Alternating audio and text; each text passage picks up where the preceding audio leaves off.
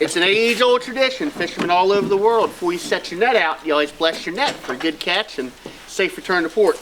And this is the business end of the net right here, right? The cod end where all the fish will end up. So what we're going to do is just kiss the tail bag. Don't worry, it gets washed every day. This couple of weeks we've been sending kids out on the water as part of the Marine Science Legacy Program for the Urbanna Oyster Festival Foundation. When the kids are out on the water, they're learning about the bay, they're learning about crabs, oysters, the fish, the watershed, and things that will help the kids understand how to preserve the bay.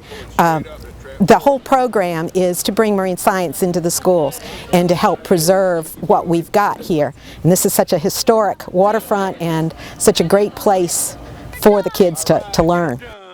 This is a paper shell or a buckram, and this is a crab that's already shed, and the shell is just started to harden back up. It's not a hard crab. It's not a soft crab. It's what they call a paper shell. None of this would be possible without the support of the Oyster Festival Foundation. The Oyster Festival arranges to pay for the school kids to go out, the Middlesex Public Schools to go out. The town of Urbanna provides the dockage for the Beeham and Clark for a couple of weeks, and for 2 weeks we've got Middlesex kids on the water. And it gives the opportunity for private schools to go out as well. And a field guide and a fish key, and you can research your fish. And maybe if you could get a common name, scientific name, habitat, you know, we'll have fish reports. You know, I always try in whatever I'm teaching, whether it be environmental science or marine science, to make it real and make the book come alive. And you can do that to an extent with showing various DVDs or movies that can emphasize what you're doing. But there's nothing better than getting them out into the field. We can actually get them out right into it, and they can get down and dirty and really, you know, touch the fish and learn about them and see what's really here, not just from looking at it in a textbook or researching a species on the internet. You know, I mean, several of them have just said to me, you know, can we do this every class?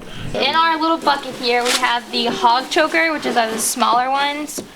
They are about 6 to 8 inches long.